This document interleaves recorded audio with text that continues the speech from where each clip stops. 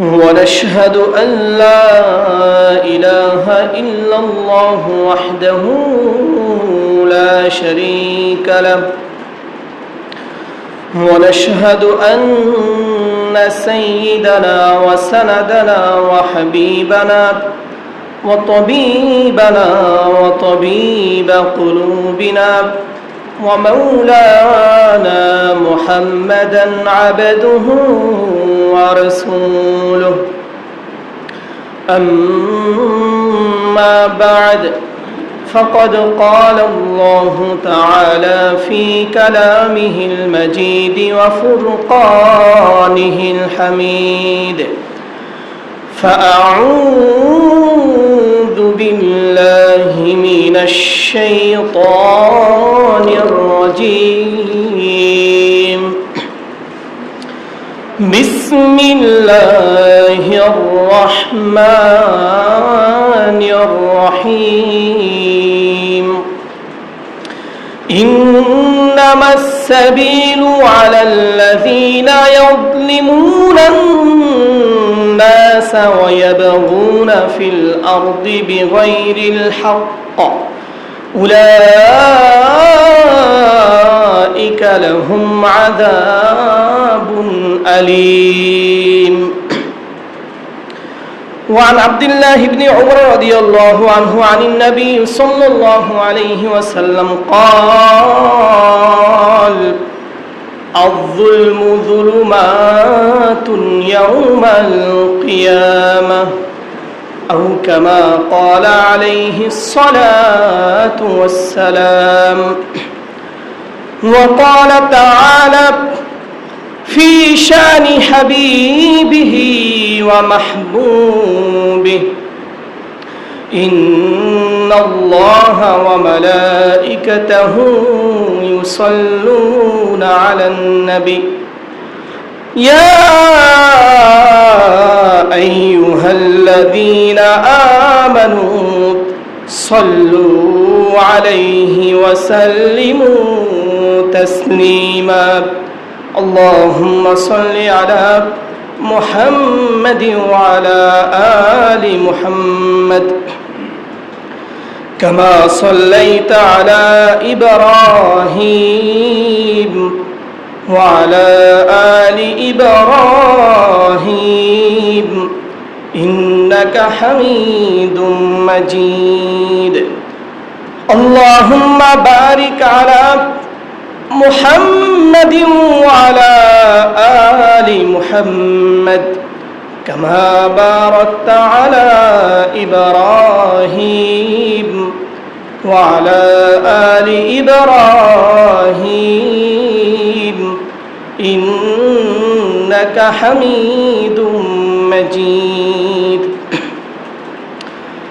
মহারব্বে কারীমের আলী শান দরবারে লাখো কোটি বার শুকরিয়া জ্ঞাপন করছি, অনত শিরে সুজুদ পেশ করছি যে মহারব্বুল ইজ্জত জাল্লা শানু আমাদেরকে দীর্ঘ এক সপ্তাহ পর তার প্রিয় ইবাদত জুমার নামাজ আদায় করার লক্ষ্যে তার কাছে পৃথিবীর সর্বশ্রেষ্ঠ জায়গা মসজিদে আসার বসার সুযোগ করে দিয়েছেন। আমাদেরকে সমাজের বিভিন্ন প্রতিকূল পরিবেশ অবস্থা থেকে হেফাজত করেছেন, যাবতীয় বিপদ আপদ বালা মুসিবত থেকে আমাদেরকে রক্ষা করেছেন, সকল ধরনের রোগ শোক থেকে আমাদেরকে শেফা দান করেছেন, সুস্থ শরীরে তার ঘরে আসার বসার সুযোগ করে দিয়েছেন, তার কুদরতি কদমে সিজদাদানে আমাদেরকে ধন্য করেছেন, সেজন্য সকল অন্তর খুলে বলে আলহামদুলিল্লাহ। প্রিয় সুধী, আজ 12ই মুহররম 1446 হিজরি সন, 4ই শ্রাবণ 1431 বঙ্গাব্দ ও 19শে জুলাই 2024 খ্রিস্টাব্দ। আজকে আপনাদের সম্মুখে যে আয়াতে কারিমা তেলাওয়াত করেছি ও হাদিস শরীফ পাঠ করেছি, এই আয়াতে কারিম ও হাদিসের আলোকে জুলুমের ভয়াবহতা ও জালেমের পরিণতি সম্পর্কে আলোচনা হবে। ওমা তাওফিকি ইল্লা বিল্লাহ। প্রিয় সুধী, জুলুম একটি আরবি শব্দ। জুলুমের শাব্দিক অর্থ হচ্ছে অপারেশন, জুলুমের শাব্দিক অর্থ হচ্ছে অত্যাচার, অবিচার, নির্যাতন, অন্যায় আচরণ, একটা জিনিসকে অপাত্রে স্থাপন করা। জুলুমের অনেকগুলো রূপ রয়েছে, তথাপি জুলুম হলো একটি মস্ত বড় পাপ। জুলুমের কারণে জুলুম অতীতের সকল নেক আমলসমূহকে ধ্বংস করে দেয়, নষ্ট করে দেয়, এবং ভবিষ্যতে জুলুম মানুষের কঠিন পরিণতি ডেকে আনে। জুলুমের কারণে আল্লাহ রাব্বুল ইজ্জতের অসন্তোষ পৃথিবীতে আছড়ে পড়ে, এবং যারা জুলুম করে, জালেম শ্রেণী, তারা আল্লাহ রাব্বুল ইজ্জতের কঠিন আযাবের সম্মুখীন হয়। যারা জুলুম করে, জুলুমের কারণে তাদের দুনিয়া ও আখিরাত উভয় জাহান বরবাদ হয়। জালেমকে আল্লাহ রাব্বুল ইজ্জত দুনিয়াতেও শাস্তি প্রদান করবেন, এবং দুনিয়ার পরে আখিরাতেও তাকে আরো কঠিন শাস্তিতে গ্রেফতার হতে হবে। জুলুমের অনেকগুলো রূপ রয়েছে। এর ভিতরে এক নম্বর হচ্ছে শিরিকের মাধ্যমে জুলুম করা। শিরিক এটাও অনেক বড় জুলুম। শিরিকের মাধ্যমে নিজের প্রতি জুলুম করা। আল্লাহ রাব্বুল ইজ্জত আপনাকে আমাকে পৃথিবীর সকল মানুষকে কত সুন্দর করে সৃষ্টি করেছেন, কত নিপুণভাবে তার শরীরের প্রতিটি অঙ্গ প্রত্যঙ্গকে মানব দেহে স্থাপন করেছেন। আল্লাহ রাব্বুল ইজ্জত প্রতিজন মানুষকে কত সুন্দর কান দিয়েছেন, নাক দিয়েছেন, কি সুন্দর চেহারা দিয়েছেন, দুটি হাত দিয়েছেন, পা দিয়েছেন, সুস্থ মস্তিষ্ক দান করেছেন, তার বুদ্ধি, বিবেচনা, রুচিবোধ কত কিছু দান করেছেন, এবং আমরা পৃথিবীতে বসবাসের জন্য যা কিছু দরকার সকল নিয়ামত রাজি আল্লাহ রাব্বুল ইজ্জত মানুষকে দান করেছেন। এজন্য একমাত্র পৃথিবীতে যদি কারো কৃতজ্ঞতা প্রকাশ করতে হয়, তাহলে কেবলমাত্র এই স্রষ্টারই কৃতজ্ঞতা প্রকাশ করতে হবে, ওই স্রষ্টারই আনুগত্য প্রকাশ করতে হবে, যিনি এত নিয়ামত আমাকে দান করেছেন। কিন্তু যদি কোনো ব্যক্তি সেই সত্তাকে ব্যতীত, সেই সৃষ্টিকর্তা ব্যতীত তার সাথে যদি অন্য কোনো কাউকে ইবাদতে শরীক করে, যে রব এত কিছু দান করেছেন, সেই রবের জন্যই নিখুঁতভাবে সুনির্দিষ্টভাবে ইবাদত না করে তার সাথে যদি অন্য কাউকে শরীক করে, তাহলে শরীক করাটা মস্ত বড় জুলুম। এর চেয়ে বড় জুলুম আর কিছু হতে পারে না। এজন্য আল্লাহ রাব্বুল ইজ্জত পবিত্র কালামুল্লাহ শরীফে জুলুমকে, পবিত্র কালামুল্লাহ শরীফে শিরককে সবচেয়ে বড় জুলুম বলে আখ্যায়িত করেছেন। এ সম্পর্কে আল্লাহ রাব্বুল ইজ্জত পবিত্র কালামুল্লাহ শরীফের 21 নম্বর পারার সূরাতুল লুকমানের 13 নম্বর আয়াতে হযরত লুকমান হাকিমের উক্তিটি তুলে ধরেছেন। জুলুম মস্ত বড়, শিরিক মস্ত বড় জুলুম, একথা তিনি আমাদেরকে জানান দিয়েছেন। আল্লাহ রাব্বুল ইজ্জত ইরশাদ করেন, হযরত লুকমান হাকিম তিনি তার সন্তানকে ডেকে বলছেন, ইয়া বুনাইয়া লা তুশরিক বিল্লাহ ইন্নাশ শিরকা লাযুলমুন আযীম। আল্লাহ তাআলা বলেন, হযরত লুকমান হাকিম তার ছেলেকে ডেকে বলছেন, ইয়া বুনাইয়া, হে আমার বৎস, লা তুশরিক বিল্লাহ, তুমি আল্লাহর সাথে কাউকে শরীক করো না। ইন্নাশ শিরকা লাযুলমুন আযীম, নিশ্চয়ই শিরিক হচ্ছে অনেক বড় জুলুম। শিরিক কি? অনেক বড় জুলুম। তুমি আল্লাহ তাআলার সাথে অন্য কাউকে শরীক করো না। তোমার শরীক করাটা, যিনি তোমাকে এত কিছু দিয়েছেন, তুমি সেই রবের ইবাদত না করে তুমি তার সাথে অন্য কাউকে শরীক করছো, যে তোমার জন্য কিছুই করে নাই। এই কর্মটা তোমার জন্য মস্ত বড় গুনাহ, মস্ত বড় পাপ, মস্ত বড় জুলুম। এই জুলুম থেকে তুমি বেঁচে থাকো। তুমি আল্লাহ তাআলার সাথে অন্য কাউকে কি করো না? শরীক করো না।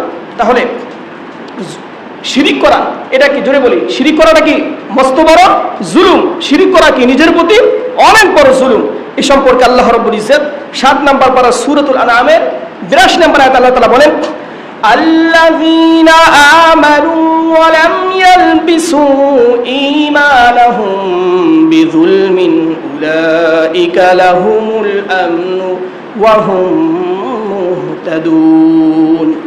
যারা ঈমান আনয়ন করে, ঈমান আনয়ন করার পরে তাদের ঈমানের সাথে তাদের ঈমানকে জুলুমের সাথে সংমিশ্রণ করে না, তাদের ঈমানের সাথে তাদের ঈমানকে জুলুমের সাথে মিলায় না। উলাইকা লাহুমুল আমনু, তাদের জন্যই রয়েছে নিরাপত্তা। ওয়া হুম মুহতাদুন, আর তারাই সুপথ প্রাপ্ত। যারা ঈমান আনয়ন করেছে, ঈমান আনয়ন করার পরে ওয়ালাম ইয়ালবিসু ঈমানাহুম বিযুলমিন, তাদের ঈমানকে জুলুমের সাথে কি করেনি, সংমিশ্রণ করেনি। এর অর্থ কি? আল্লাহ তাআলার সাথে কাউকে কি করেনি, শরীক করেনি। আমাদের ঈমান কি? আল্লাহ ছাড়া ইবাদতের উপযুক্ত কোনো অপর কোনো ব্যক্তি নেই, কেউ নেই, পৃথিবীর কেউ নেই আল্লাহ তাআলার সাথে ইবাদতের উপযুক্ত অপর কোনো ব্যক্তি, অপর কোনো সত্তা কেউ নেই, কেবলমাত্র কে ছাড়া? আল্লাহ তাআলা ছাড়া। এটা কি আমাদের ঈমান। এই ঈমানকে জুলুমের সাথে সংমিশ্রণ করেনি, অর্থাৎ ঈমানকে শিরকের সাথে কি করেনি, সংমিশ্রণ ঘটায়নি। তারাই কি উলাইকা লাহুমুল আমনু, তারাই নিরাপত্তা প্রাপ্ত হবে। তারাই কি হবে? তারাই নিরাপদ থাকবে। ওয়া হুম মুহতাদুন, এবং তারাই সুপথ প্রাপ্ত। তাহলে এখানে বুঝা গেল আল্লাহ রাব্বুল ইজ্জত শিরককে মস্ত বড় জুলুম বলে তিনি কি করেছেন, আখ্যায়িত করেছেন। এই জন্য শিরিক করা, আল্লাহ তাআলার সাথে কোনো কিছুকে শিরিক করা, এটা কি মস্ত বড় জুলুম, এটা সবচেয়ে বড় জুলুম। এটা আমাদেরকে এখন থেকে শিখে নিতে হবে যে আমরা যদি আল্লাহ তাআলার সাথে কাউকে কি করি, শরীক করি, এটাই কি হবে, আমার নিজের প্রতি কি হবে, জুলুম করা হবে, অবিচার করা হবে। এই জন্য জুলুম থেকে আমাদের কি থাকতে হবে, বেঁচে থাকতে হবে। সবাই রাজি আছেন ইনশাআল্লাহ?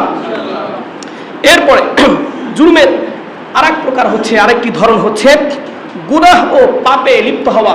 এটাও কি মানুষের নিজের প্রতি জুলুম, এটাও কি মানুষের নিজের প্রতি জুলুম। গুনাহে লিপ্ত হওয়া যাবে না, গুনাহে কি হওয়া যাবে না, লিপ্ত হওয়া যাবে না। আল্লাহ রাব্বুল ইজ্জত গুনাহে লিপ্ত হওয়াকেও জুলুম বলে কি করেছেন, আখ্যায়িত করেছেন। গুনাহ, পাপ, এটা ছোট হোক বড় হোক, পাপ কেবলমাত্র পাপী, পাপ কেবলমাত্র কি পাপী। পাপ হচ্ছে জুলুম। পাপ কি জুড়ে বলি, পাপ হচ্ছে, গুনাহ হচ্ছে, এটা জুলুম। এই জন্য আল্লাহ তাআলা এই পাপকে, আল্লাহ তাআলা পাপকে জুলুম বলে আখ্যায়িত করেছেন। যারা পাপ করবে তারাও কি করবে, নিজেদের প্রতি কি করবে, জুলুম করবে। কিন্তু কোনো ব্যক্তি যদি কি হয়, ভুল হওয়ার পরে, পাপ করার পরে, এরপরে যদি সে কি করে, আল্লাহ তাআলার কাছে ক্ষমা প্রার্থনা করে, তাহলে আল্লাহ তাআলা তাকে কি করবেন, ক্ষমা করে দিবেন। আল্লাহ তাআলা পাপকে জুলুম বলে আখ্যায়িত করেছেন। এরপরে আবার কোনো ব্যক্তি যদি কি করে, এই পাপ থেকে ক্ষমা প্রার্থনা করে, আল্লাহ তাআলার কাছে ক্ষমা প্রার্থনা করে, তাহলে আল্লাহ তাআলা তাকে আবার কি করবেন, মাফ করে দিবেন। আল্লাহ তাআলা এই বিধান রেখেছে। সবাই বলি সুবহানাল্লাহ। আল্লাহ তাআলা এই সম্পর্কে 5 নম্বর পারা সূরাতুন নিসা 110 নম্বর আয়াতে আল্লাহ তাআলা বলেন, وَمَن يَعْمَلْ سُوءًا أَوْ يَظْلِمْ نَفْسَهُ ثُمَّ يَسْتَغْفِرِ اللَّهَ يَجِدِ اللَّهَ غَفُورًا رَّحِيمًا। وَمَن يَعْمَلْ سُوءًا أَوْ يَظْلِمْ نَفْسَهُ, যে ব্যক্তি কোন অন্যায় কাজ করবে, যে ব্যক্তি কোন পাপ কাজ করে, আও ইয়াযলিম নাফসাহু, অথবা নিজের প্রতি জুলুম করে, সুম্মা ইয়াস্তাগফিরিল্লাহ, এরপরে সে আল্লাহ তাআলার কাছে ক্ষমা প্রার্থনা করে, আল্লাহ তাআলার কাছে তাওবা ইস্তিগফার করে, সুম্মা ইয়াস্তাগফিরিল্লাহ ইয়াজিদিল্লাহ গফুরুর রহিমা, তাহলে ওই ব্যক্তি আল্লাহ তাআলাকে অতি ক্ষমাশীল, পরম করুণাময় পেয়ে যাবে। সবাই সুবহানাল্লাহ। যে ব্যক্তি কি করে, যদি পাপ হয়ে যায়, ওমাই আমাল সুআন, কোন পাপ কাজ করেছে, এরপরে আও ইয়াযলিম নাফসাহু, অথবা কি করেছে, নিজের প্রতি জুলুম করেছে। এর অর্থ কি, যে পাপ করে নিজের প্রতি কি করেছে, জুলুম করেছে।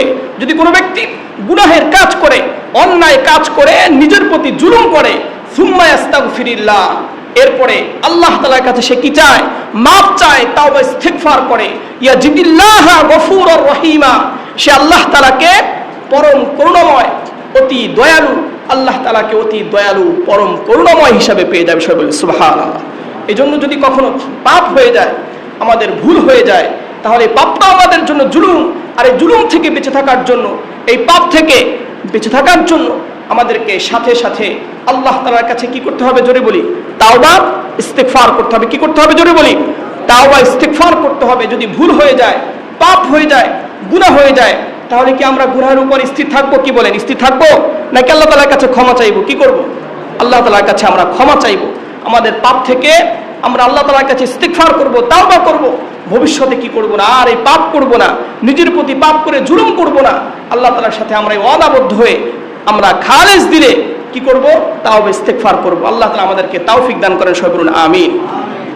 এরপরে জুলুমের তৃতীয় আরেকটি প্রকার হচ্ছে শরীয়তের বিধান লঙ্ঘন করা, এটাও নিজের প্রতি জুলুম। আল্লাহ তাআলা পৃথিবীতে আমাদেরকে যত নিয়ামত দান করেছেন, সকল নিয়ামতের মাঝে সর্বশ্রেষ্ঠ নিয়ামত হচ্ছে ঈমান। সর্বশ্রেষ্ঠ নিয়ামতের নাম কি জোরে বলি? আমাদের ঈমান। ঈমান ও বিশ্বাস, আমাদের আকীদা, বিশ্বাস, ঈমান, এটা হচ্ছে সর্বশ্রেষ্ঠ নিয়ামত। এবং ঈমানের পরে হচ্ছে ইসলামী শরীয়ত। ঈমানের পরে কি জোরে বলি? ইসলামী শরীয়ত। এটা হচ্ছে আল্লাহ তাআলার পক্ষ থেকে সবচেয়ে শ্রেষ্ঠ আমাদের প্রতি, বান্দার প্রতি রব্বে কারীমের নিয়ামত। এজন্য আল্লাহ তাআলা আমাদেরকে যে শরীয়ত দিয়েছেন, ঈমানের পরে বান্দার কি করতে হবে? ওই শরীয়ত অনুযায়ী জীবন যাপন করতে হবে। একজন মানুষ সে যদি কি করে, ঈমান আনার পরে শরীয়ত অনুসরণ করে, তাহলেই কেবলমাত্র সে কি করতে পারবে? আল্লাহ এবং তার রাসূলের নিখাত পিওর আনুগত্য প্রকাশ করতে পারবে। কিন্তু সে যদি কি করে, শরীয়তকে উপেক্ষা করে, শরীয়তকে বাদ দেয়, কেবলমাত্র কি করে, সে ঈমান আনয়ন করার পরেই যথেচ্ছা জীবন যাপন করে, তাহলে তার এই ঈমান আনয়নের পরে সে কি করলো? শরীয়তকে অবজ্ঞা করলো, শরীয়তের মুখালিফ করলো, শরীয়তের বিধান লঙ্ঘন করলো। আর শরীয়তের বিধান লঙ্ঘন করার কারণে সে নিজের প্রতি কি করবে? জুলুম করবে। তাকে কি করতে হবে? জুলুম থেকে বেঁচে থাকতে হবে। এই জন্য আল্লাহ তাআলা আমাদের শরীয়তের যে সকল সীমা নির্ধারণ করে দিয়েছেন, আল্লাহ তাআলা কর্তৃক নির্ধারিত সীমারেখা, শরীয়তের যে নির্ধারিত সীমারেখা আছে, আমাদের সকলকে সেই সীমারেখা কি করতে হবে? মানতে হবে, অনুসরণ করতে হবে। সেই সীমারেখার ভিতরেই আমাদের কি করতে হবে? আবদ্ধ থাকতে হবে। এর বাইরে যদি আমরা চলে যাই, তাহলে আমাদের সীমা কি করা হবে? অতিক্রম করা হবে, সীমা লঙ্ঘন করা হবে। আর সীমা লঙ্ঘন করলে আমরা সবাই কি হয়ে যাব? জালেম হয়ে যাব। আল্লাহ তাআলা সম্পর্কে পবিত্র কালামুল্লাহ শরীফের সূরাতুল বাকারার 2 নম্বর পারার সূরাতুল বাকারার 229 নম্বর আয়াতে আল্লাহ তাআলা বলেন, তিলকা হুদুদুল্লাহ, তিলকা হুদুদুল্লাহি ফালা তা'তাদুহা ওয়া মান ইয়াতা'আদ্দা হুদুদাল্লাহি ফাউলাইকা হুমুয যালিমুন।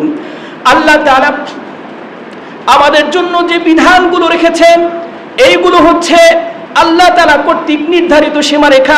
তিলকা হুদুদুল্লাহ, আল্লাহ তাআলা কর্তৃক এগুলো হচ্ছে নির্ধারিত সীমারেখা। ফালা তা'তাদুহা, অতএব তোমরা ওই সীমারেখাগুলো লঙ্ঘন করো না। ওই সীমারেখাগুলো যারা লঙ্ঘন করবে, ওয়া মান ইয়াতা'আদ্দা হুদুদাল্লাহ, আর যারা আল্লাহ তাআলার সীমা লঙ্ঘন করবে, ফাউলাইকা হুমুয যালিমুন, তারাই জালেম সাব্যস্ত হবে। তারা কি করবে? আল্লাহ তাআলার সীমা লঙ্ঘন করবে, তারা কি হবে? জোরে বলি, জালেম সাব্যস্ত হবে। আল্লাহ তাআলা আমাদেরকে যে বিধান দিয়েছেন, ধরেন তালাকের বিধান দিয়েছেন। যদি কোনো ব্যক্তি তার স্ত্রীকে 3 তালাক দেয়, 3 তালাক দেওয়ার পরে ওই স্ত্রীর সাথে স্বামীর সংসার করার কোনো সুযোগ আছে? জোরে বলেন, আছে কি বলেন? আছে? কোনো সুযোগ নেই। 3 তালাক দেওয়ার পরেও যদি কোনো ব্যক্তি তার স্ত্রীকে কাছে রাখতে চায়, সে তো স্ত্রী থাকবে না, একজন বেগানা অপরিচিত নারী হিসাবে তার কাছে থাকবে। আর এভাবে যদি তারা জীবন যাপন করে, তারা কি করবে? আল্লাহ তাআলার সীমারেখা লঙ্ঘন করবে, আর তারা জালেম হিসাবে সাব্যস্ত হবে। এবং এই জালেম হওয়ার কারণে, নিজেদের প্রতি জুলুম করার কারণে কাল কিয়ামতের দিন তাদের পাপের শাস্তি অবশ্যই ভোগ করতে হবে। এজন্য 3 তালাকের উপরে আর তালাক দেওয়ার কারো অধিকার নেই। এই সীমারেখা নির্ধারণ কে করে দিয়েছেন? জোরে বলি, আল্লাহ তাআলা দিয়েছেন। তাহলে এটা কি আল্লাহ তাআলার সীমারেখা? এই নির্ধারিত সীমারেখা আমাদের কি করতে হবে? পালন করতে হবে, অনুসরণ করতে হবে। যদি কোনো ব্যক্তি তার স্ত্রীকে 3 তালাক দিয়ে ফেলে, তাহলে সাথে সাথে তাদের সম্পর্ক কি হয়ে যাবে? বিভাজন হয়ে যাবে, তারা আলাদা হয়ে যাবে, ডিভাইড হয়ে যাবে। এরপরে তাদের একসাথে থাকার আর কোনো কি নেই? সুযোগ নেই। এটাই রব্বে কারিমের কি সীমারেখা। এইভাবে শরীয়তের বিভিন্ন সীমারেখা আল্লাহ তাআলা আমাদের জন্য কি করেছেন? বাতলে দিয়েছেন। আল্লাহ তাআলা কর্তৃক নির্ধারিত এই সীমারেখা অনুসরণ করা, এটা প্রতিটা মানুষের জন্য কি জোরে বলি? ফরজ। প্রতিটা মানুষের জন্য অনুসরণ করা ফরজ। এই সীমারেখা যারা কি করবে? লঙ্ঘন করবে, তারা জালেম হিসাবে কি হবে? সাব্যস্ত হবে। এরপরে আল্লাহ রাব্বুল ইজ্জত সম্পর্কে আরো বলেন 15 নম্বর পারা সূরাতুল কাহফের 57 নম্বর আয়াতে আল্লাহ তাআলা বলেন, ওয়া মান আযলামু মিম্মান যুকিরা বিআয়াতি রাব্বিহি فأعرض عنها ونسي ما قدمت يداه ومن أظلم ممن ذكر بآيات ربه ওই ব্যক্তির চেয়ে আর বড় জালেম কে হতে পারে যাকে তার রব্বে কারীমের আয়াতসমূহ শুনিয়ে দেওয়া হয়, যাকে তার রব্বে কারীমের বিধানগুলো শুনিয়ে দেওয়া হয়, এরপরে সে তা থেকে মুখ ফিরিয়ে নেয় আর নিজে যে কর্ম করেছে কর্মগুলো ভুলে যায়। তার চেয়ে বড় জালেম আর কেউ হতে পারে না। আল্লাহ তাআলার বিধানগুলো মানুষের সামনে কি করা হলো, শুনিয়ে দেওয়া হলো যে এই কাজগুলো করা যাবে, এই কাজগুলো করা যাবে না। এরপরেও যে ব্যক্তি কি করে, আল্লাহ তাআলার এই বিধানকে উপেক্ষা করে। একটা হচ্ছে আমরা আমল করছি, যে যতটুকু করছি আমল করার চেষ্টা করছি, ত্রুটি বিচ্যুত হচ্ছে সেটা ভিন্ন কথা, কিন্তু আমি কি করলাম না, আল্লাহ তাআলার কোনো বিধান আমি অনুসরণ করলাম না, বরং আল্লাহ তাআলার এই বিধানকে উপেক্ষা করলাম। কি করলাম? উপেক্ষা করলাম, আর আমি আমার কর্মগুলোকেও ভুলে থাকলাম। তাহলে আমার চেয়ে বড় জালেম আর কেউ হতে পারে না। অনেক সময় দেখা যায় আল্লাহ রাব্বুল ইজ্জাতের বিভিন্ন আল্লাহ তাআলার পক্ষ থেকে যে বিধানগুলো আমাদেরকে দেওয়া হয়েছে, যে এর সাথে দেখা সাক্ষাৎ করা যাবে, এই কাজ করা যাবে না, এই কাজ করলে গুনাহ হবে, এই জাতীয় অনেক বিধান আমাদেরকে দেওয়া হয়েছে। কিন্তু আমরা কি করি, ছলে বলে কৌশলে অনেক মানুষ এমন আছে যে তার কুপ্রবৃত্তির অনুসারী হয়ে সে কি করে, ছলে বলে কৌশলে আল্লাহ তাআলার এই বিধানগুলোকে অনুসরণ করেই না, বরং সেগুলোকে উপেক্ষা করে তার নিজের ইচ্ছা মতো সে কি করে জীবন যাপন করে। আল্লাহ তাআলা বলছেন এর চেয়ে বড় জালেম আর কেউ হতে পারে না। যেমন ধরুন, নিজের ভাবির সাথে দেখা করা কি জায়েজ নাকি জায়েজ নাই? জোরে বলেন, জায়েজ আছে? আপন ভাবির সাথে দেখা করা জায়েজ আছে? জায়েজ নেই। নিজের ভাবির সাথে দেখা করা জায়েজ নেই। এখন অনেক যুবকরা কি করে, আরে ভাবি তো এটা মায়ের, ভাবি তো বড় বোনের মতো। ভাবি কিসের মতো? অনেকে বলে কি ভাবি বড় বোনের মতো, আবার কেউ কেউ এর চেয়ে আরো আগে বাড়ি অনেক সময় বলে ভাবি তো মায়ের মতোই। এরপরে কি করে, ভাবির সাথে দেখা সাক্ষাৎ করে, কথাবার্তা বলে। এরপরে বিভিন্ন জায়গায় দেখা যায় এই পর্দার বিধানটা লঙ্ঘন করার কারণে অনেক গুনাহের কাজ সংঘটিত হয়। সমাজে হয় কি হয় না? জোরে বলি, পরকীয়া কেন হয়? পরকীয়া কেন হয়? পরকীয়া এই কারণেই হয়, রব্বে কারীমের বিধান ছিল তার সাথে সাক্ষাৎ করা যাবে না, কিন্তু আল্লাহ তাআলার এই বিধানকে সে কি করেছে, উপেক্ষা করেছে। ছলে বলে কৌশলে এই বিধানকে পাশে রেখে সে কি করেছে, নিজের মতো জীবন যাপন করার চেষ্টা করেছে, আর তখনই তাদের মাধ্যমে গুনাহের কাজ সংঘটিত হয়েছে। এই জন্য আল্লাহ তাআলা বলছেন, যারা মানতে পারে না, যারা মানতে পারে না, কিন্তু মানতে পারে না তাদের ভুল ত্রুটি হয়, এটা ভিন্ন কথা, কিন্তু কোন ব্যক্তি আল্লাহ তাআলার বিধানগুলো জানার পরেও সে যদি কি করে, এটাকে না মানার জন্য বিভিন্ন বাহানা তালাশ করে, ছলে বলে কৌশলে এই বিষয়গুলিকে উপেক্ষা করে তার নিজের ইচ্ছা মতো জীবন যাপন করে, আল্লাহ তাআলা বলেন তার মতো, তার চেয়ে বড় জালেম আর কেউ হতে পারে না। এই জন্য আমাদের কি করতে হবে, শরীয়তের যে সীমারেখা আছে, শরীয়তের সীমারেখা লঙ্ঘন করা যাবে না। আমরা যদি শরীয়তের সীমারেখা লঙ্ঘন করি তাহলে আমরা জালেম হিসাবে সাব্যস্ত হব। কি হিসাবে সাব্যস্ত হবে? জোরে বলি, জালেম হিসাবে সাব্যস্ত হব। আল্লাহ তাআলা বলেন এই জন্য আমাদের কি করতে হবে, সকলকে শরীয়তের বিধান এটা মানতে হবে। শরীয়তের বিধান কি করা যাবে না, শরীয়তের বিধানের সীমারেখা কি করা যাবে না, কখনোই লঙ্ঘন করা যাবে না।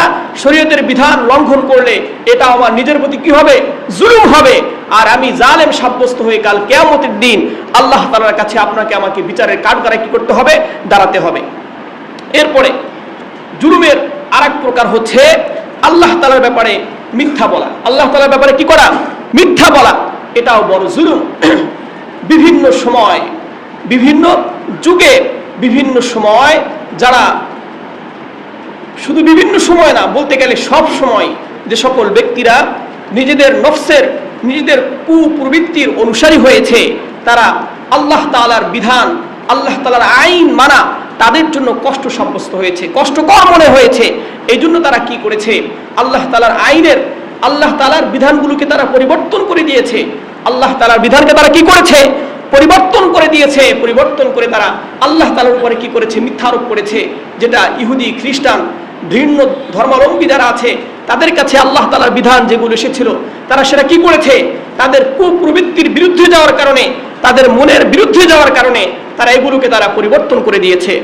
তদ্রূপ মক্কার মুশরিকরা, মক্কার কাফেররা যখন আল্লাহ তাআলার বিধানগুলো অবতীর্ণ হয়েছে রাসূল করিম সাল্লাল্লাহু আলাইহি সাল্লামের উপরে, তখন তারা বলেছে রাসূল সাল্লাল্লাহু আলাইহি সাল্লামকে যে ইতি বিকুরআনিন গায়রি হাযা, হে মুহাম্মদ তুমি যে কোরআন আমাদেরকে দেখাচ্ছ, এই কোরআন বাদ দিয়ে অন্য কোন কোরআন আমাদের সামনে নিয়ে আসো, আও বাতিলহু, অথবা এর ভিতরে কিছু পরিবর্তন করে নিয়ে আসো।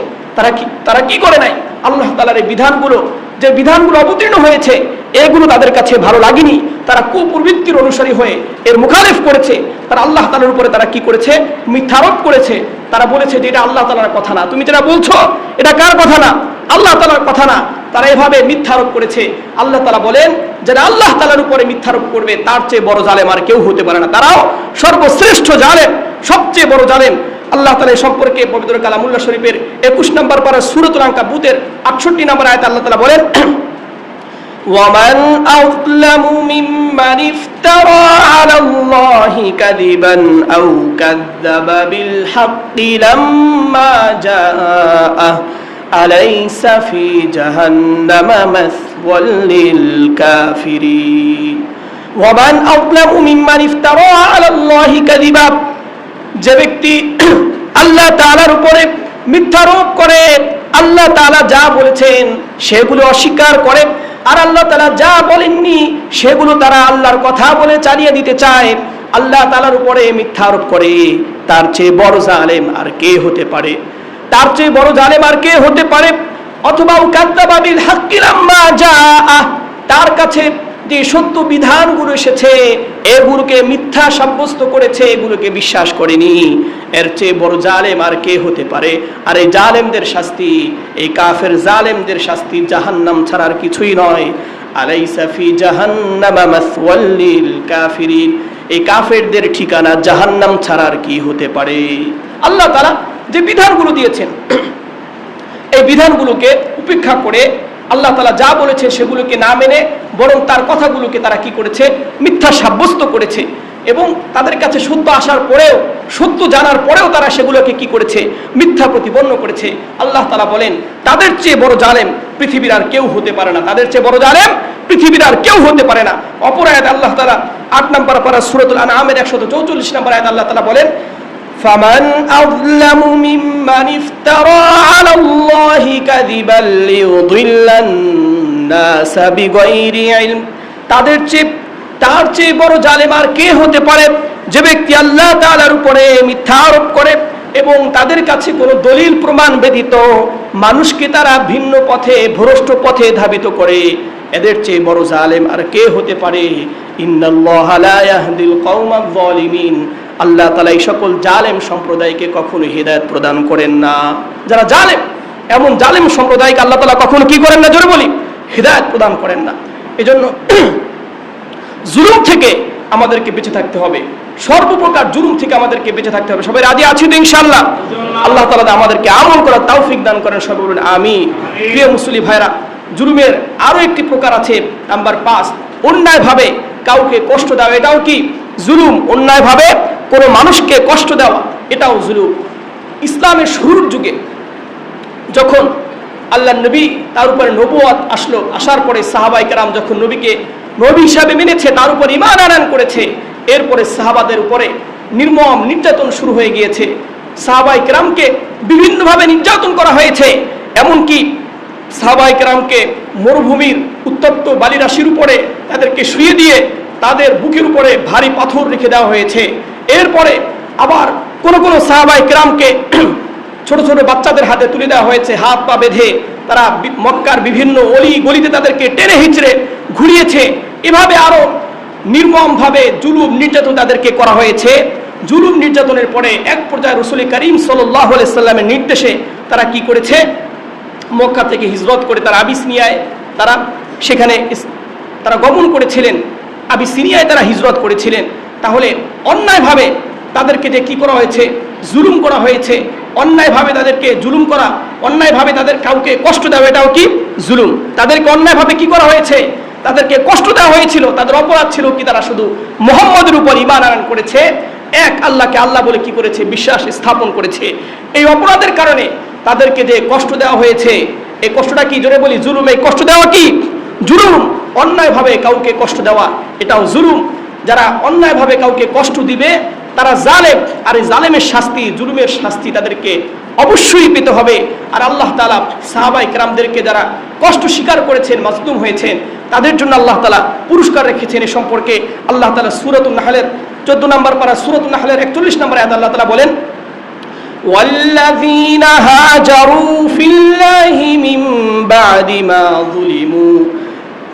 ظلموا لنبوئنهم في الدنيا حسنة والذين هاجروا في الله من بعد ما ظلموا তারা নির্যাতিত হওয়ার পরে, যারা নির্যাতিত হওয়ার পরে আল্লাহ তাআলার সন্তুষ্টি লাভের আশায় যারা হিজরত করেছে, লানুবাউইআন্নাহুম ফিদ দুনিয়া হাসানা, আমি অবশ্যই তাদেরকে দুনিয়াতে উত্তম বাসস্থানের ব্যবস্থা করে দিব। যারা নিজেদের ঘর বাড়ি ছেড়ে অপর জায়গায় হিজরত করেছে, আমি অবশ্যই দুনিয়াতে তাদেরকে উত্তম বাসস্থানের ব্যবস্থা করে দিব। তাহলে হিজরত করলে, জুলুমের পরে তারা হিজরত করেছেন, এই জন্য আল্লাহ তাআলা তাদেরকে কি করেছেন? উত্তম বাসস্থানের ব্যবস্থা করে দিয়েছেন, যেটা মক্কা বিজয়ের পরে সাহাবায়ে কেরামের আর কোনো কষ্ট থাকেনি। তাদের কষ্ট কি হয়ে গেছে? দূর হয়ে গেছে। তাদের সকলের উত্তম বাসস্থানের ব্যবস্থা আল্লাহ রাব্বুল ইজ্জত করে দিয়েছেন। তদ্রূপ এখনো এই বিধান এখনো কি আছে? চালু আছে। যদি কোনো মুসলিম জনপদে অধিক পরিমাণ জুলুম নির্যাতন বেড়ে যায়, তখন তারা যদি এক পর্যায়ে সেখানে বসবাসের অনুপযোগী হয়ে যায়, তাহলে তারা সেখান থেকে কি করতে পারে? হিজরত করতে পারে। তো যাই হোক, আমি বলেছিলাম অন্যায়ভাবে কি করা? কাউকে কষ্ট দেওয়া, তাদেরকে অন্যায়ভাবে কোনো ব্যক্তিকে কষ্ট দেয়, এটাও কি জুড়ে বলি? এটাও জুলুম। আর যারা জুলুম করবে তাদেরকে কি করতে হবে? জুলুমের সাজা ভোগ করতে হবে। আর যারা মাজলুম হবে তাদেরকে আল্লাহ রাব্বুল ইজ্জতের পক্ষ থেকে কি দেওয়া হবে? প্রতিদান দান করা হবে। এরপরে জুলুমের আরেকটি প্রকার হচ্ছে নাম্বার 6। জুলুমের আরেকটি প্রকার হচ্ছে অন্যের হক নষ্ট করা। অন্যের হক কি? অপর ব্যক্তির হক, অন্যের হক নষ্ট করা ভয়াবহ জুলুম। অন্যের হক নষ্ট করা ভয়াবহ জুলুম, কাউকে কষ্ট দেওয়া, এটা কি? মস্ত বড় জুলুম, ভয়াবহ জুলুম। এবং এই জুলুমটা হয়ে থাকে অনেকভাবে। সাধারণত এই জুলুম হয়ে থাকে যারা শক্তিশালী ব্যক্তির পক্ষ থেকে, শক্তিশালী কর্তৃক দুর্বলদের প্রতি কি করা? শক্তিশালী কর্তৃক দুর্বলদের প্রতি জুলুম হয়ে থাকে। যারা মালিক আছে, মালিক কর্তৃক কর্মচারীদের প্রতি কি হয়ে থাকে? জুলুম হয়ে থাকে। বড়দের পক্ষ থেকে ছোটদের প্রতি কি হয়ে থাকে? জুলুম হয়ে থাকে। ধনীদের পক্ষ থেকে গরিবদের প্রতি কি হয়ে থাকে? জুলুম হয়ে থাকে। শাসক কর্তৃক প্রজাদের প্রতি কি হয়ে থাকে? জুলুম হয়ে থাকে। আল্লাহ রাব্বুল ইজ্জত বলেন, এই জুলুম মস্ত বড় জুলুম। জুলুমটাকে জুড়ে বলি মস্ত বড় জুলুম, এবং এর দৃষ্টান্ত অহরহ খুঁজে পাওয়া যায়। যেমন শক্তিশালী ব্যক্তির পক্ষ থেকে যে দুর্বল, তার প্রতি জুলুম, এটা বিভিন্ন সময় আমরা দেখি যে অনেক সময় দেখা যায় অনেক রিকশাওয়ালাকে অন্যায়ভাবে কি করা হয়? থাপ্পড় মারা হয়। তার যেটা ভাড়া আছে, ভাড়া চেয়েছে, সে রিকশায় উঠেছে, তার শরীরে জোর আছে, শক্তি আছে, নেতা মানুষ, ভাড়া চেয়েছে, ভাড়া তো দেয়নি, উল্টা জোরে একটি কি করেছে? থাপ্পড় দিয়েছে। এমন ঘটনা আপনারা দেখেছেন কি দেখেন নাই? হয়েছে কি হয় না বলে? সমাজে আছে না? জোরে বলি। তার শরীরে শক্তি আছে, নেতা মানুষ, প্রভাবশালী মানুষ, সে কি করেছে? দুর্বল ব্যক্তিকে কি করেছে? জোরে আঘাত করেছে, থাপ্পড় দিয়েছে। এরপরে বড়দের পক্ষ থেকে ছোটদের প্রতি জুলুম, এটা তো সহজেই বোঝা যায়। যারা কলেজ ইউনিভার্সিটিতে পড়ে, যারা সিনিয়র এবং জুনিয়র আছে, সিনিয়র ভাইয়েরা জুনিয়র ভাইদের প্রতি কি করে? জুলুম করে। যুবকরা কি বলে? জুলুম করে কি করে না? যে ভুলে যদি কখনো সালাম না দেয় জুনিয়ররা, তাকে ডেকে এনে তারপর কি করা হয়? থাপ্পড় দেওয়া হয়। কিরে ফাজিল, আমি তোর বড় ভাই, তুই আমাকে সালাম দিলি না কেন? তুই আমাকে সম্মান করলি না কেন? আমাকে রেসপেক্ট করলি না কেন? এই বলে কি করে? তাকে আঘাত করা হয়। আছে না? এই জন্য বলে বড় ভাইদের পক্ষ থেকে ছোট ভাইদেরকে, বড় ভাইদের পক্ষ থেকে বড়দের পক্ষ থেকে ছোটদের প্রতি কি করা হয়? জুলুম করা হয়। তদ্রূপ ধনাঢ্য ব্যক্তির পক্ষ থেকে গরিবদের প্রতি কি করা হয়? জুলুম করা হয়। অনেক মানুষ যখন টাকা হয়ে যায়, তখন নিজের পায়ের নিচে মাটি খুঁজে পায় না, সে আকাশে উঠতে থাকে, কার সাথে কিভাবে কথা বলা দরকার সেটাও বুঝে না। শরীরের গরমে যার তার সাথে সে কি করে? দুর্ব্যবহার করে, মানুষের সাথে খারাপ আচরণ করে। দরিদ্র ব্যক্তিদেরকে সে মানুষই মনে করে না, তাদেরকে পা দিয়ে লাথি মারে, তাদেরকে ঘাড় ধাক্কা দিয়ে বের করে দেয়, আরো বিভিন্নভাবে জুলুম করে। এই জুলুমের নজির সমাজে আছে না? এই জন্য বলি আছে। এটা জুলুম। এই জালেমদের শাস্তি আল্লাহ তাআলা অবশ্যই প্রদান করবেন। এরপরে আরো বিভিন্নভাবে মানুষ কি করে? জুলুম করে থাকে। অনেক সময় দেখা যায় বাড়িওয়ালা কর্তৃক যারা ভাড়াটিয়া আছে তাদের প্রতি জুলুম করা হয়। বাড়িওয়ালাদের যে ভাড়াটিয়াদের যে অধিকার ছিল, তাদের অধিকারগুলো তাদেরকে বুঝিয়ে দেওয়া হয় না। যখন কোনো ভাড়াটিয়া যায় যে ভাই আমার তো এই বিষয়গুলো আপনার দেওয়ার কথা ছিল, যখন এই কথা বলতে যায় তখন তার সাথে খারাপ ব্যবহার করে। আছে না নাই জোরে বলি? সমাজে আছে না নাই জোরে বলি? এটা জুলুম, এটা নিখাত জুলুম। যদি কোনো ভাড়াটিয়া থাকে, তার সাথে যে চুক্তি হবে, তাকে ঘর ভাড়া দেওয়ার পূর্বে তার সাথে যে চুক্তি থাকবে, এই চুক্তির সবগুলো আপনাকে পূরণ করতে হবে। যদি মালিক পক্ষ ভাড়াটিয়াদের সাথে চুক্তিবদ্ধ সবগুলো চুক্তি যদি যে কোনো একটা ফর্মুলা যদি পূর্ণ না করে, তাহলে সেও কি হবে?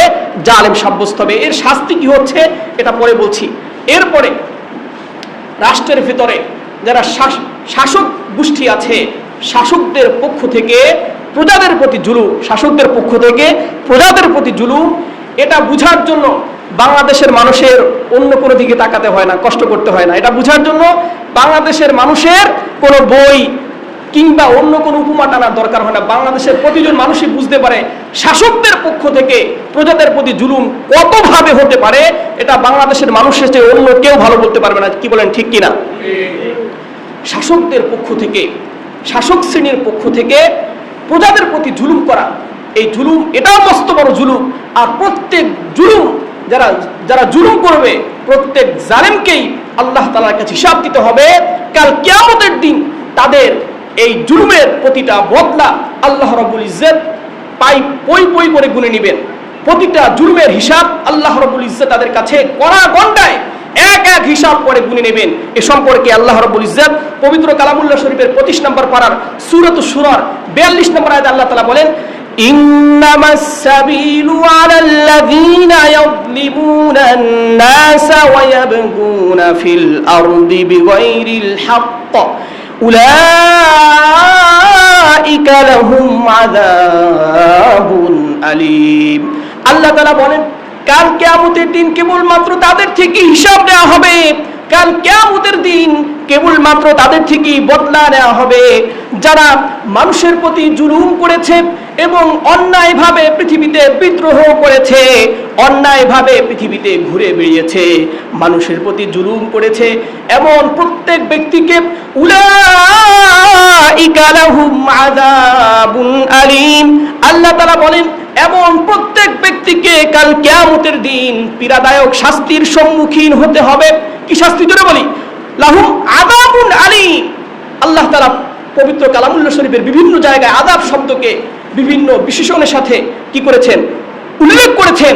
এর ভিতরে আযাবুন আলীম, আলীম হচ্ছে পীড়াদায়ক শাস্তি। এই শাস্তির নাম কি জোরে বলি? পীড়াদায়ক শাস্তি। এটা সাধারণ কোনো শাস্তি না। যারা জালেম, যারা জুলুম করবে, মানুষের প্রতি অন্যায় আচরণ করবে, তাদেরকে অবশ্যই কি শাস্তি দেওয়া হবে জোরে বলি? পীড়াদায়ক শাস্তি। কি শাস্তি জোরে বলি? কথা বলে না। কি শাস্তি জোরে বলি? পীড়াদায়ক শাস্তি। পীড়াদায়ক শাস্তি, শাস্তির ধরন কি হবে এটা আল্লাহ তাআলা ছাড়া কেউ বলতে পারবে না। শাস্তির ধরন কত কঠিন হবে, এজন্য যারা কি করবে, মানুষের প্রতি জুলুম করবে, তাদেরকে অবশ্যই কি হতে হবে? শাস্তির সম্মুখীন হতে হবে। সে যে শ্রেণীর মানুষই হোক না কেন, প্রত্যেককেই আল্লাহ তাআলার কাছে তাদের জুলুমের হিসাব দিতে হবে এবং প্রত্যেকের থেকে আল্লাহ তাআলা বদলা নেবেন এবং তাকে শাস্তির আওতাধীন করবে, তাদেরকে শাস্তির ব্যবস্থা করবেন এবং তাদেরকে পীড়াদায়ক শাস্তি প্রদান করবেন। আল্লাহ তাআলা আমাদেরকে যাবতীয় জুলুম থেকে হেফাজত করুন। সবাই বলুন আমিন। এরপরে রাসূল করিম সাল্লাল্লাহু আলাইহি সাল্লাম বুখারী শরীফের 2449 নম্বর হাদিস আবু হুরায়রা রাদিয়াল্লাহু আনহু থেকে বর্ণিত, তিনি বলেন, রাসূল করিম সাল্লাল্লাহু আলাইহি সাল্লাম বলেছেন, মান কানাত লাহু মাযলামাতুন লিআখিহি মিন ইরদিহি আও শাইইন। রাসূল করিম সাল্লাল্লাহু আলাইহি সাল্লাম বলেন, যে ব্যক্তি তার ভাইকে কোনোভাবে জুলুম করবে, মানহানির মাধ্যমে হোক কিংবা অন্য কোনোভাবে হোক, যে ব্যক্তি তার অপর ভাইকে কি করবে? জুলুম করবে।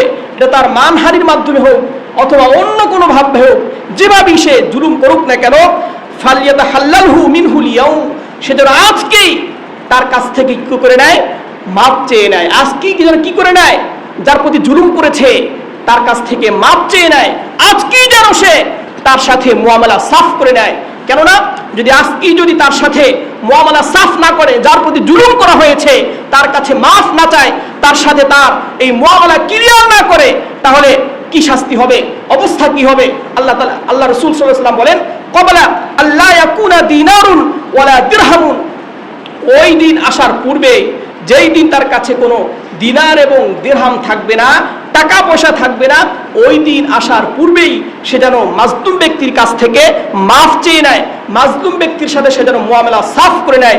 যদি না করে তাহলে কি হবে? ইন কানা লাহু আমালুন সালিহ উখিযা মিনহু বিকদরি মাতলাবাতিহি, তাহলে কাল কিয়ামতের দিন তার যে ভালো আমলগুলো থাকবে, তার এই ভালো আমলগুলোকে তার জুলুম অনুপাতে তার কাছ থেকে কর্তন করে যার প্রতি জুলুম করা হয়েছিল তাকে দিয়ে দেওয়া হবে। তাকে কি করা হবে? দিয়ে দেওয়া হবে।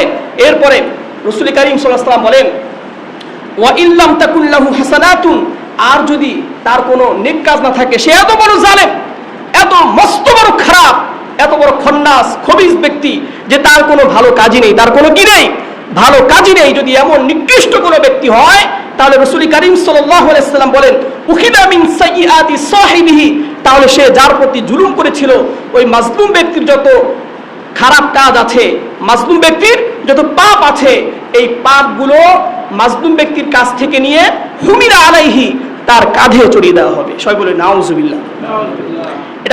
এটা কত কঠিন কথা বুঝেছেন? এখন আমার অনেক ক্ষমতা আছে, আমি থাপ্পড় দিয়েছি, কাউকে মেরেছি, আমাকে কেউ কিছু বলতে পারে না, আমার ভয়ের কারণে, আমার ক্ষমতার কারণে আমি এর শাস্তি, এই জুলুমের শাস্তি দুনিয়াতে তো পাবই। যদি দুনিয়াতে কোনোভাবে আমি বেঁচে যাই, কাল কিয়ামতের দিন আল্লাহ তাআলার কাঠগড়া থেকে আমাকে কেউ বাঁচাতে পারবে না। সর্বপ্রথম তো করা হবে আমার যে ভালো কাজগুলো আছে, আমি বিভিন্ন সময় মসজিদ মাদ্রাসা নির্মাণ করেছি, মানুষকে দান সদকা করেছি, ভালো আরো যত কাজ করেছি, আমল করেছি, এই ভালো আমলগুলো আমার কাছ থেকে নিয়ে যাকে আমি জুলুম করেছি তাকে দিয়ে দেওয়া হবে।